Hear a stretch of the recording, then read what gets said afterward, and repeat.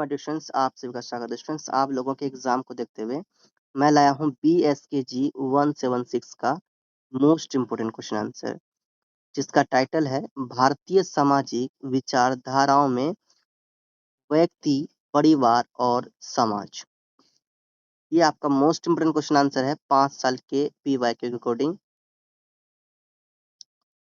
जो आपके इग्नू जून एग्जाम 2026 और दिसंबर एग्जाम 2026 के लिए बहुत ही इम्पोर्टेंट है। एंड आप चैनल को सब्सक्राइब नहीं किए हैं तो चैनल को सब्सक्राइब कर लीजिए। और कोई भी ज़रूरी बात हो, कोई डाउट हो आपके मन में, तो आप डायरेक्ट इंस्टा में मैसेज करके पूछ भी सकते हैं। तो चलिए हम लोग स्टार्ट करते हैं। तो कोड है हमारा BSKG 176, भारतीय सामाजिक विचारधारा में व्यक्ति, परिवार और समाज। तो ये क्वेश्चन और टाइटल से आपने देख लिया। तो आप यहाँ पर क्या समझ रहे हैं भारतीय सामाजिक विचारधारा में? तो भारत के सामाजिक समझ में आ रहा है? तो भारत में जो सामाजिक है, समाज के जो लोग हैं भारत के, उनके विचारधारा में व्यक्ति, परिवार और समाज किस तरह से देखे जाते हैं भारतीय सामाजिक विचारधारा में? व्यक्ति कैसे देखे जाते हैं, परिवार कैसे, समाज कैसे? तो यही व्यक्ति, परिवार और समाज का यहाँ पर चर्चा किया जाएगा इस पूरे क्वेश्चन आंसर में, इस कोड के अकॉर्डिंग। तो चलिए समझने का प्रयास करते हैं। और आप लोग देखिए जरूर चैनल को सब्सक्राइब कर लीजिए।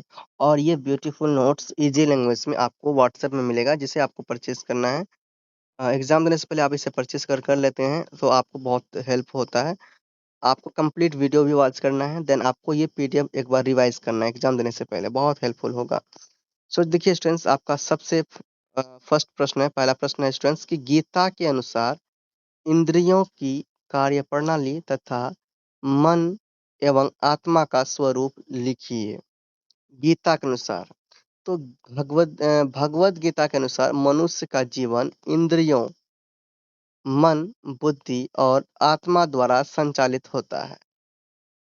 स्टूडेंट्स, कहीं ना कहीं आपको अगर इंद्रियों के बारे में कंफ्यूजन हो रही है तो मैं आपको बता दूं, इंद्रियां कौन कौन होते हैं। आँख जो देखने के लिए, कान जो सुनने के लिए, नाक जो सूंघने के लिए, जीभ जो स्वाद देने के लिए, त्वचा जो स्पर्श करने के लिए, ये सब हमारे इंद्रियां हैं। कौन कौन? 5 है ना।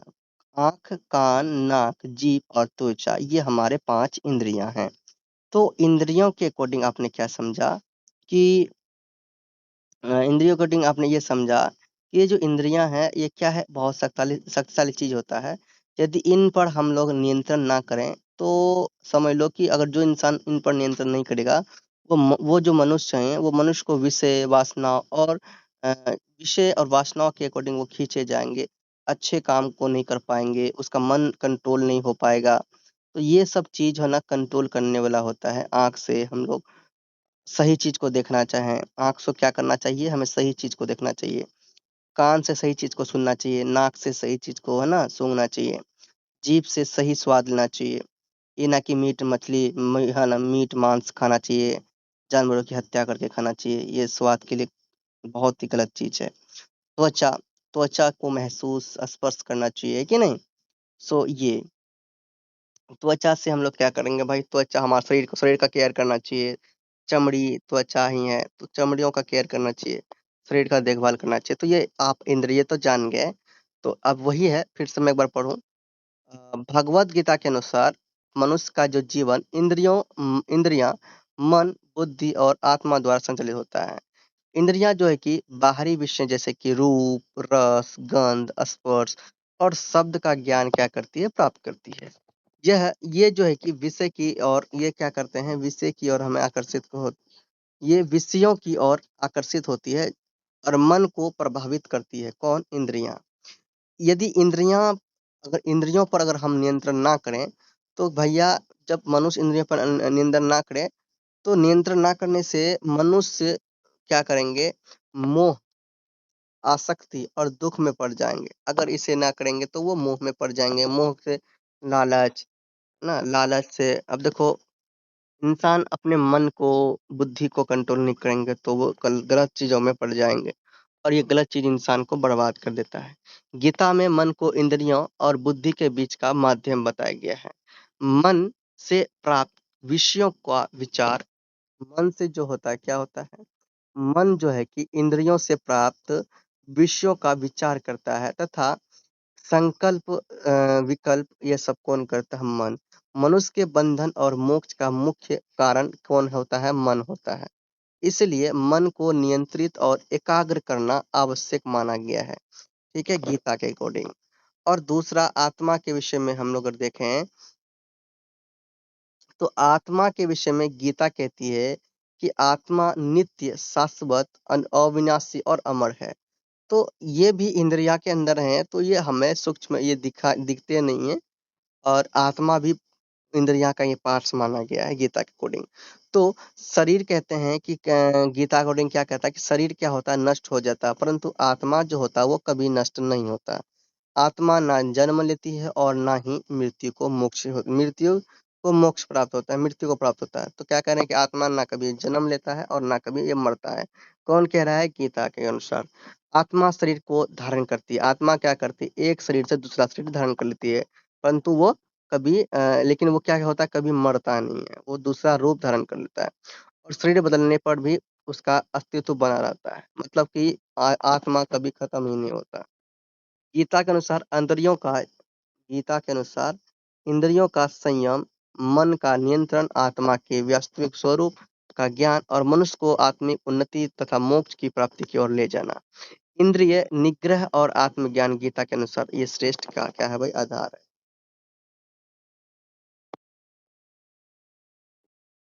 क्वेश्चन नंबर फर्स्ट कंप्लीट होता है। क्वेश्चन नंबर हम लोग सेकेंड देखते हैं। पुरुषार्थ चतुष्टय का विशद विवेचन कीजिए। भारतीय दर्शन में मानव जीवन के 4 प्रमुख उद्देश्यों को पुरुषार्थ चतुष्ट ठीक है क्या? पुरुषार्थ चतुष्टय कहा जाता है। ये कौन-कौन है? धर्म, अर्थ, काम और मोक्ष। तो इन चारों पुरुषार्थों का उद्देश्य मनुष्य के जीवन को संतुलित, नैतिक और सार्थक बनाना है। पहला तो है आपका धर्म। धर्म का क्या मतलब है? धर्म का अर्थ है क्या? कि कर्तव्य, सदाचार और नैतिक आचरण से है। यह जीवन को सही दिशा प्रदान करता है तथा अन्य पुरुषार्थों का आधार माना जाता है। धर्म मानव जीवन का नैतिक क्या होता है? आधार होता है ना। धर्म में हमें हमें धर्म ईमानदारी में रहना, बोलना ये सब सिखाता है। ठीक है। अर्थ क्या है? अर्थ क्या है भैया? अर्थ का मतलब होता है स्टूडेंट्स धन, संपत्ति या फिर जीवन निर्वाह के साधनों से। तो अर्थ क्या हुआ? व्यक्ति के धन, संपत्ति और जीवन निर्वाह का साधन हुआ। कौन? अर्थ। ठीक। तो मनुष्य अपनी आवश्यकताओं को पूर्ति और सामाजिक उत्तरदायित्वों के निर्वहन के लिए अर्थ पर अर्जित रहता है, अर्थ पर अर्जित करता है, अर्थ पर टिका होता है। तो अर्थ का अर्जन धर्म के अनुसार होना चाहिए। तो अर्थ ना हो तो मनुष्य आजीविका नहीं चला सकते, कुछ कर नहीं सकते अर्थ के बिना। ठीक है। तो तीसरा है काम। तो काम का अर्थ क्या है? इच्छाओं, भावनाओं तथा सुखों को उचित और मर्यादित पूर्ति से है। अगर काम ही नहीं करेंगे तो क्या हमारे पास अर्थ होगा यानी पैसा होगा? और जब पैसा ही नहीं होगा तो हम क्या हमारा लाइफ सिक्योर रहेगा? क्या हम जो चाहेंगे वो पा पाएंगे? नहीं पाएंगे।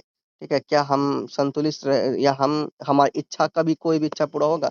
नहीं होगा। तो काम से हमारा अर्थ बनता है और अर्थ से हमारा इच्छा पूरा होता है।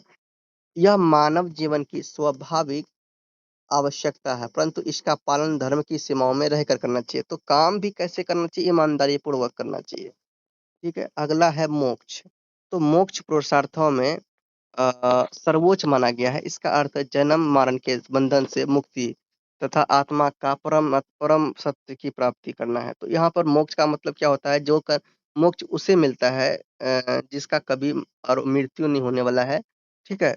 और ना ही वो कभी जन्म लेगा, वो ईश्वर में लीन हो जाते हैं। उसका मिलन परमात्मा से हो जाता है। ठीक है। वो परमात्मा में ही लीन लीन हो जाते हैं। तो उसको हम लोग मुक्ति कहते हैं, मोक्ष या मुक्ति। तो जन्म मरण की बंधन से मुक्ति तथा आत्मा का परम सत्य की प्राप्ति करना है। मोक्ष मानव जीवन का परम लक्ष्य माना गया है। धर्म, अर्थ, काम और मोक्ष मिलकर पुरुषार्थ चतुष्टय का निर्माण करते हैं, जो मानव जीवन के सर्वांगीण विकास और कल्याण का मार्ग प्रशस्त करते हैं।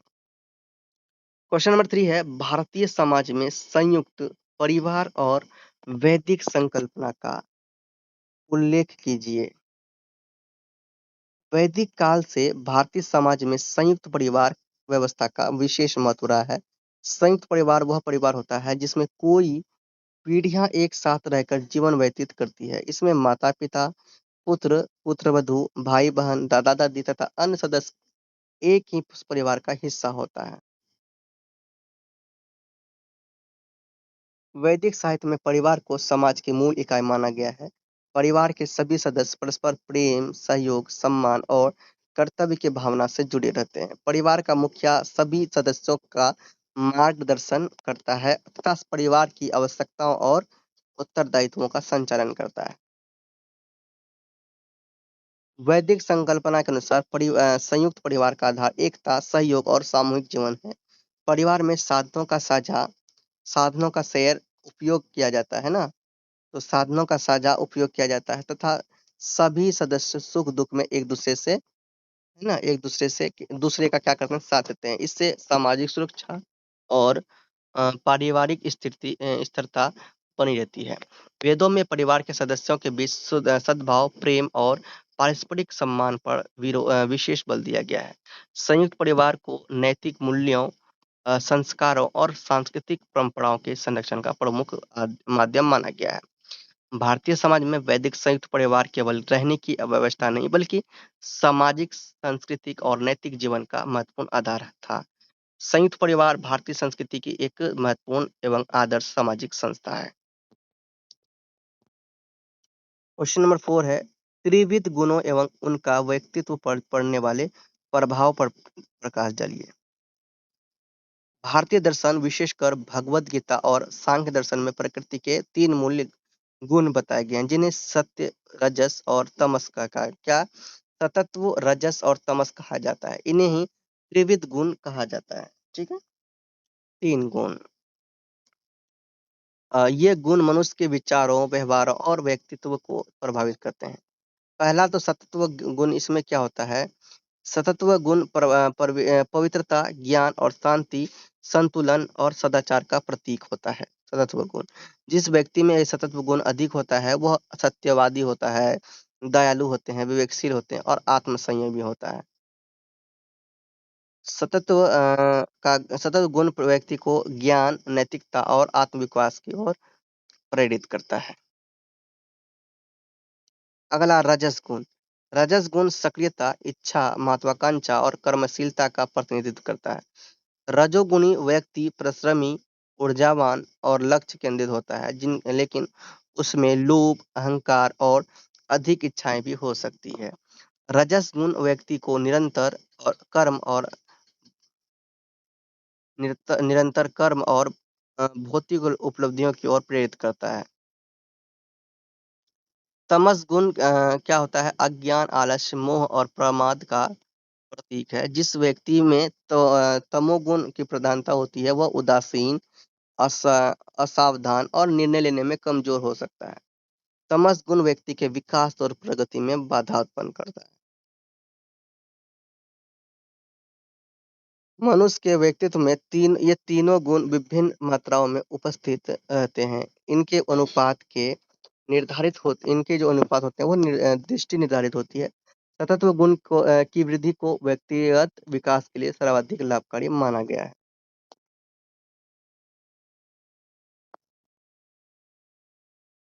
क्वेश्चन 5 है, संस्कारों को समाज में उन्नति किस प्रकार संभव है?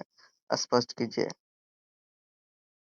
संस्कार भारतीय समाज की महत्वपूर्ण विशेषता है। संस्कारों का अर्थ है ऐसे नैतिक, सामाजिक और आध्यात्मिक मूल्य जो व्यक्ति के चरित्र और व्यवहार को श्रेष्ठ बनाते हैं। संस्कार व्यक्ति को सही और गलत का ज्ञान कराते हैं तथा उसे आदर्श जीवन जीने की प्रेरणा देते हैं। संस्कारों के माध्यम से व्यक्ति में सत्य, ईमानदारी, अनुशासन, करुणा, सेवा और सहिष्णुता जैसे गुणों का विकास होता है।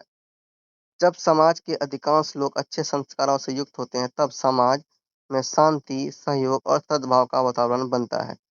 संस्कार व्यक्ति के चरित्र निर्माण का प्रमुख आधार है। संस्कार परिवार, शिक्षा, सामाजिक वातावरण के माध्यम से एक पीढ़ी से दूसरे पीढ़ी तक पहुंचते हैं। इनके कारण व्यक्ति अपने कर्तव्यों और सामाजिक उत्तरदायित्वों को समझता है। इससे अपराध, हिंसा और अनैतिक कार्यों में कमी आती है तथा सामाजिक व्यवस्था मजबूत होती है। संस्कारों से समाज में परस्पर सम्मान, भाईचारा और सहयोग की भावना विकसित होती है। उत्तम संस्कार समाज में नैतिकता, एकता और सामाजिक विकास को बढ़ावा देते हैं। संस्कारित व्यक्ति राष्ट्र के विकास में भी सकारात्मक योगदान देता है तथा समाज के लिए आदर्श बनता है।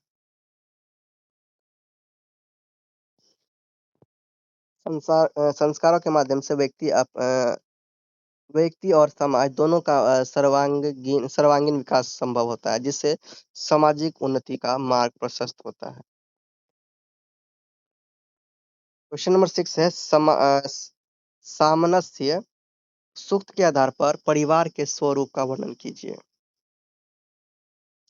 सामनस्य सूक्त सामनस्य सूक्त ऋग्वेद का एक महत्वपूर्ण सूक्त है, जिसमें परिवार और समाज में एकता, प्रेम, सहयोग तथा सामंजस्य की भावना पर बल दिया गया है। इस सूक्त का मुख्य उद्देश्य परिवार के सदस्यों के बीच आपसी सद्भाव और एकजुटता स्थापित करना, ठीक है, करना है। सामान्य सूक्त के अनुसार परिवार ऐसा होना चाहिए जहाँ सभी सदस्य परस्पर प्रेम, सम्मान और सहयोग की भावना से पड़े हैं। परिवार के सदस्य के विचार, भावनाएं और लक्ष्य एक दूसरे के अनुकूल हो, जिससे आपसी मतभेद और संघर्ष कम हो। सामंजस्य सूक्त परिवार में मन, वचन और कर्म की एकता पर विशेष बल देता है। इस सूक्त में माता-पिता, भाई-बहन तथा अन्य सदस्यों के बीच मधुर संबंधों की अपेक्षा की गई है। परिवार का प्रत्येक सदस्य दूसरों के सुख-दुख में सहभागी बने तथा परस्पर विश्वास बनाए रखें। इससे परिवार में शांति और स्थिरता बनी रहती है। सामंजस्य सूक्त के अनुसार परिवार केवल रक्त संबंध का समूह नहीं, बल्कि प्रेम, सहयोग और सामूहिक उत्तरदायित्व पर आधारित है। परिवार की शक्ति उसके सदस्यों की एकता और पारस्परिक सद्भाव में निहित होता है। सामंजस्य सूक्त आदर्श परिवार के निर्माण हेतु एकता, सहिष्णुता और सहयोग और भाईचारे की भावना को क्या करता है? आवश्यक मानता है।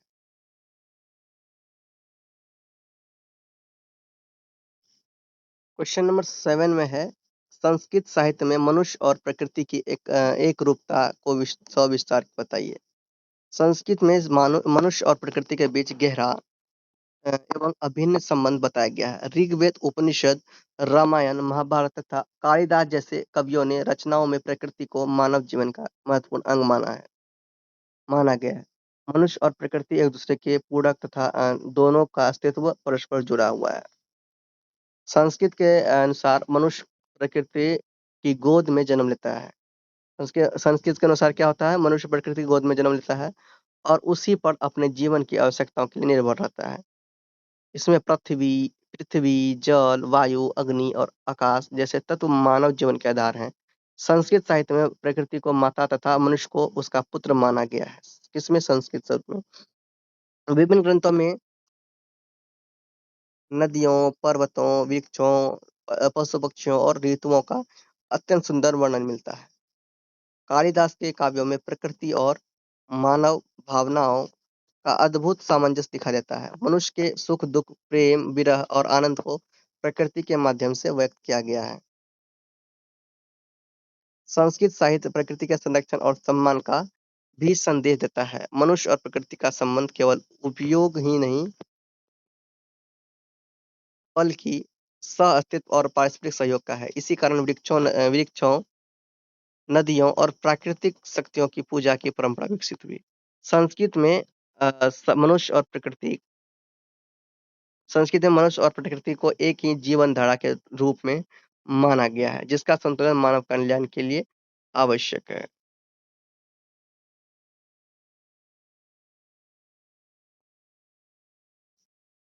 क्वेश्चन नंबर 8 में है, गीता में प्रतिपादित दान के प्रकार एवं उसके फल को बताते हुए दान के वैज्ञानिक महत्व पर क्या कीजिए, प्रकाश डालिए। दान करने से वैज्ञानिक अकॉर्डिंग क्या होता है? भगवत गीता में दान को मानव जीवन का महत्वपूर्ण कर्तव्य माना गया है। गीता के अनुसार दान 3 प्रकार का होता है। कितने? 3। सात्विक दान, राजसिक दान और तामसिक दान। सात्विक दान में क्या होता है? यह वो दान होता है जो दान योग्य व्यक्ति को, है ना, जो योग्य है दान के, जैसे काम किया, कोई नाम कमाया, जो योग्य है उसके अकॉर्डिंग और उचित समय और स्थान पर बिना किसी स्वार्थ के दिया जाता है, उसे सात्विक दान कहते हैं या फिर सात्विक दान श्रेष्ठ माना जाता है। ठीक, उसके बाद आता है राजसिक दान।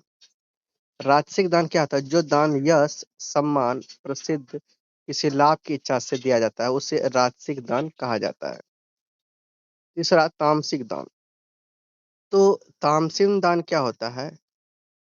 जो दान बिना श्रद्धा, अनुचित समय, अनुचित स्थान या फिर अयोग्य व्यक्ति को दिया जाता है, उसे तामसिक दान कहा जाता है। दान के फल के रूप में व्यक्ति को मानसिक शांति, संतोष, सामाजिक सम्मान, आध्यात्मिक उन्नति प्राप्त होती है। दान से अहंकार, लोभ में कमी आती है। ठीक है। और वैज्ञानिक दृष्टि से अगर देखा जाए तो दान का महत्व भी अत्यधिक है। दान करने से व्यक्ति के मन में क्या होता है? सकारात्मक भावनाएं उत्पन्न होती है और इससे क्या होता है? टेंशन जो है कि टेंशन नहीं होता, तनाव कम होता है और मानसिक स्वास्थ्य क्या होता है? बेहतर होता है। इससे समाज में सहयोग, समानता और सामाजिक सुरक्षा की भावना विकसित होती है। दान सामाजिक संतुलन और मानव कल्याण का प्रभावी साधन है। अगला है क्वेश्चन, सोडस 9 नंबर। सोडस संस्कारों का विस्तृत विवेचन कीजिए।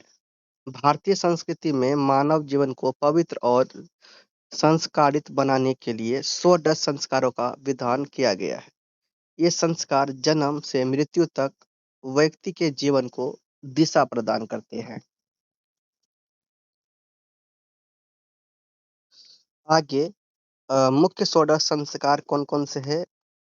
गर्भाधान, पुंसवन, सीमांत सीमांतोन्नयन और चौथा है जात कर्म, पांचवा नाम कर्म, छठा निष्क्रमण, सातवां अन्नप्राशन, आठवां चूड़ा कर्म यानी मुंडन, नौवां कर्णवेद, 10वां विदारम, 11वां उपनयन, 12वां वेदारंभ, 13वां केशांत, 14वां समाव समावर्तन और 15वां विवाह और 6वां अंत्येष्टि। ठीक है। इन संस्कारों का उद्देश्य व्यक्ति के शारीरिक, मानसिक और नैतिक नैतिक और आध्यात्मिक विकास को सुनिश्चित करना है। प्रत्येक संस्कार जीवन के एक विशेष चरण से जुड़ा होता है और व्यक्ति को उसके कर्तव्यों तथा सामाजिक उत्तरदायित्व का बोध कराता है। षोडश में अ, संस्कार मानव जीवन के क्रमिक विकास की सांस्कृतिक व्यवस्था है। इनके माध्यम से व्यक्ति में अनुशासन के साथ साथ सदाचार, आत्मसंयम, सामाजिक मूल्यों का विकास होता है। संस्कार व्यक्ति को समाज का आदर्श और उत्तरदायी सदस्य बनाने में क्या करता है? महत्वपूर्ण भूमिका निभाते हैं। क्वेश्चन नंबर आपका 10 है, आकार, संगठन और संरचना के आधार पर परिवार के प्रकारों को स्पष्ट कीजिए तथा संयुक्त परिवार के बिखरने के कारणों का क्या कीजिए? वर्णन। परिवार समाज की क्या होती है स्टूडेंट्स? मूल इकाई होती है ना। क्योंकि समाज परिवार से ही बनता है और आकार, संगठन और संरचना के आधार पर परिवार के विभिन्न प्रकार पाए जाते हैं। आकार के आधार पर परिवार एकल परिवार भी होता है, जिसमें पति-पत्नी और उनके बच्चे मिलकर बनाते हैं एकल परिवार, ठीक? स्मॉल फैमिली जिसको बोलते हैं। उसके बाद संयुक्त परिवार, इन इसको बिग फैमिली बोलते हैं। इनमें अनेक पीढ़ियों और सदस्यों वाला क्या होता है, परिवार होता है, जिसमें दादा-दादी, नाना-नानी, है ना? चाचा-चाची भी, मम्मी-पापा, भाई-बहन सब इसमें आ जाते हैं, तो संयुक्त परिवार होता है। संगठन के आधार पर पितृसत्तात्मक परिवार, जिसमें पिता या फिर पुरुष क्या होता है, प्रधान मुखिया होता है ना? घर का। और दूसरा मातृसत्तात्मक परिवार, जिसमें माता या फिर महिला प्रमुख होती है, ठीक? संरचना के आधार पर विवाह संबंधी परिवार, रक्त संबंधी परिवार, संयुक्त संबंधी परिवार, ठीक है? ये भारतीय समाज की महत्वपूर्ण संस्था रही है, परंतु समय के साथ इसमें विघटन देखा गया है। संयुक्त परिवार के बिखरने के प्रमुख कारण हैं औद्योगिकीकरण और नगरीकरण। दूसरा, रोजगार के लिए पलायन।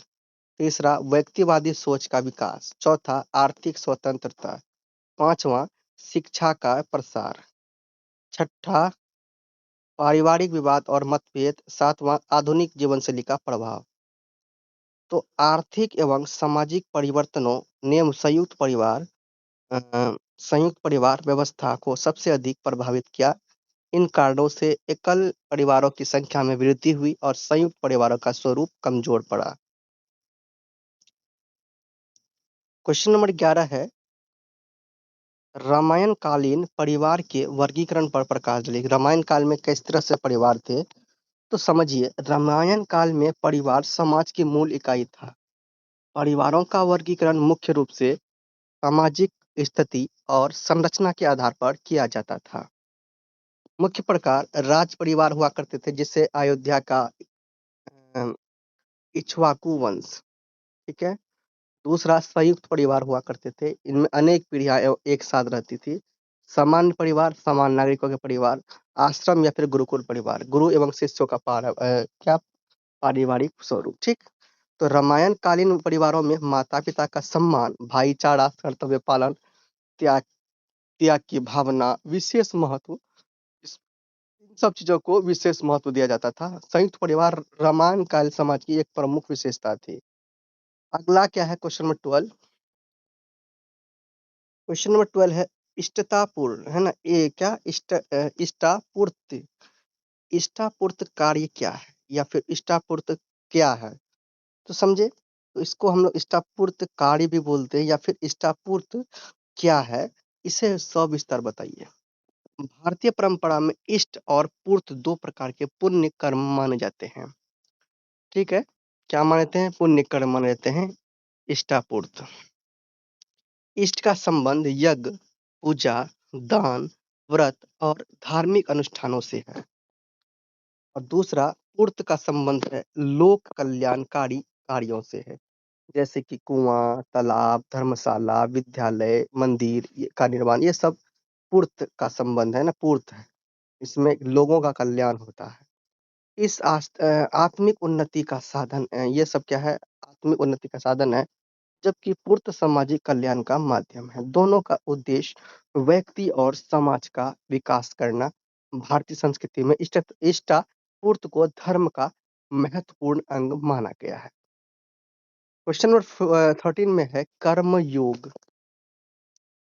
कर्म योग की व्याख्या कीजिए। कर्म योग, है ना? भगवत गीता के अनुसार कर्म योग का अर्थ है फल की इच्छा त्याग कर अपने कर्तव्य का निष्ठापूर्वक पालन करना। क्या समझे? सिर्फ कर्म पर फोकस करना, इसमें ये नहीं कि भाई फल कब मिलेगा, क्या मिलेगा। फल ईश्वर पर छोड़ देना, ये कर्म योग होता है। कर्म योग में व्यक्ति कर्म करता है, लेकिन उसके परिणाम के प्रति आसक्त नहीं होता, उस पर निर्भर नहीं होता, उसके बारे में नहीं सोचता। भगवान श्री कृष्ण ने अर्जुन को निष्काम कर्म का उपदेश दिया था। निष्काम भाव से किया गया कर्म ही कर्मयोग है। कर्मयोग व्यक्ति को आलस्य, मोह और स्वार्थ से दूर रखता है। यह कर्तव्यनिष्ठा, आत्मसंयम तथा मानसिक शांति प्रदान करता है। कर्मयोग जीवन को सफल और सार्थक बनाने का मार्ग है। क्वेश्चन नंबर 14 है स्टूडेंट्स आपके सामने। व्यक्ति अपना शत्रु एवं बंधु स्वयं है, इस कथन की पुष्टि कीजिए। आखिर क्यों व्यक्ति ही खुद का शत्रु भी है और खुद का बंधु भी है, मतलब दोस्त भी है? तो इसके बारे में क्या कहेंगे, समझाइए। तो भगवत गीता के अनुसार मनुष्य का मित्र और शत्रु उसका अपना मन होता है। क्या है होता है मनुष्य का शत्रु? और मित्र कौन होता है भाई? उनका दोस्त कौन होता है भाई? मन होता है। यदि व्यक्ति अपने मन और इंद्रियों को नियंत्रित कर ले, इंद्रियां अपने आँख, कान, नाक, मुँह, है ना, त्वचा, तो इन सब चीज़ों को अगर नियंत्रित कर लेगा, तो वह स्वयं का मित्र बन जाएगा। समझ में आ गया? अगर नियंत्रित नहीं किया, जैसे कि मनुष्य क्रोध, लोभ, मोह, अहंकार के वश में रह गया, अहंकार ये सब चीज़ करने लगा, तो वही उसका शत्रु बन जाता है। अगर वो अहंकार करेगा, क्रोध करेगा, लोभ करेगा, तो वह जो कि क्या हो जाएगा? मनुष्य, वो मनुष्य का वो शत्रु हो जाएगा, ठीक है? तो मनुष्य का उत्थान और पतन उनके उसके अपने आचरण पर निर्भर करता है, उनके मन पर, उन पर निर्भर करता है, मनुष्य पर खुद निर्भर करता है कि वो क्या चाहता है, ठीक है? इस प्रकार आत्म संयम, सद्विचार और अच्छे कर्म व्यक्ति को सफलता की ओर ले जाते हैं, जबकि दुर्विचार और बुरे कर्म उसे पतन की ओर ले जाते हैं। क्वेश्चन नंबर आपके सामने 15 है। संस्कार किसे कहते हैं? नमोल्लेख पूर्वक लिखिए। नामोल्लेख पूर्वक इसको लिखिए, तो समझिए। संस्कार वे धार्मिक, नैतिक और सामाजिक विधियां हैं जिनके द्वारा व्यक्ति के व्यक्तित्व का परिष्कार और विकास किया जाता है। संस्कार व्यक्ति के चरित्र निर्माण का आधार है।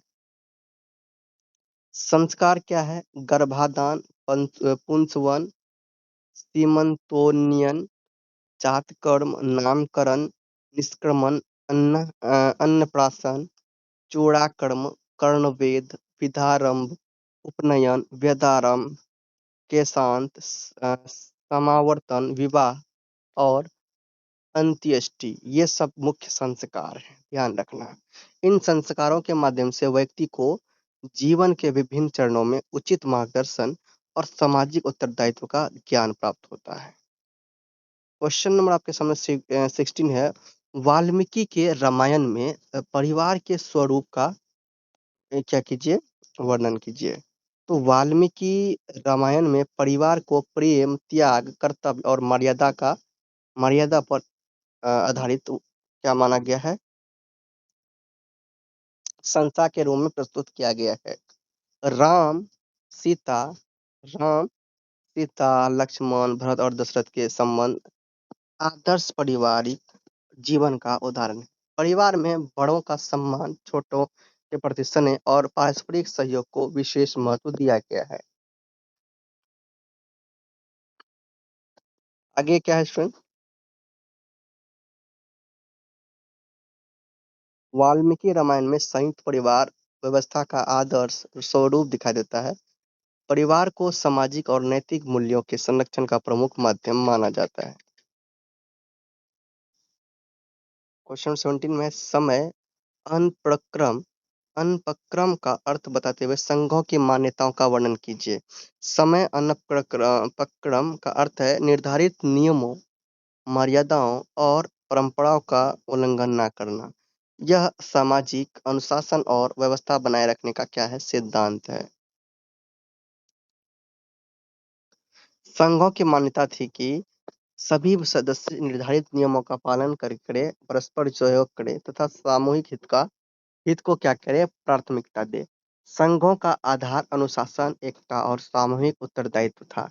इन सिद्धांतों के माध्यम से सामाजिक संगठन को मजबूत बनाया जाता है तथा समाज में व्यवस्था और समन्वय बनाए रखा जाता है। ये हो गया क्लियर। क्वेश्चन नंबर आपका 18 है।